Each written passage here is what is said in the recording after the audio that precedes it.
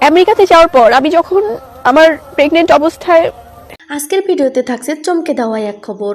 ঢালিউডের আলোচিত নায়িকা শবনম বুবলি যমজ সন্তানের জন্ম দিয়ে অবশেষে দেশে ফিরেছেন। আর দেশে ফিরেই তিনি কি বললেন সুপারস্টার শাকিব খানকে নিয়ে, পুরো বিষয়টি নিয়ে তৈরি হয়েছে নতুন করে আলোচনা গুঞ্জন। চলুন বিস্তারিত জেনে নেওয়া যাক।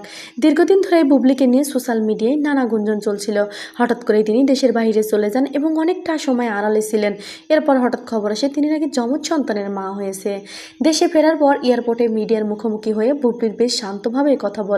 তিনি জানান, মা হওয়া একজন নারীর জীবনের সবচেয়ে বড় সুখের মুহূর্ত। আমি এখন আমার সন্তানদের নিয়ে নতুন একটা অধ্যায় শুরু করতে চাচ্ছি।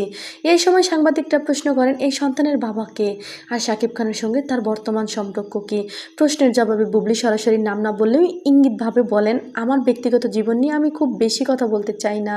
তবে যিনি আমার সন্তানের বাবা তিনি একজন সম্মানিত মানুষ। আমাদের মধ্যে অনেক সম্মান তার বোঝাপড়া আছে। এই বক্তব্যের পর থেকে আবার আলোচনায় উঠে এসেছে শাকিব খানের নাম।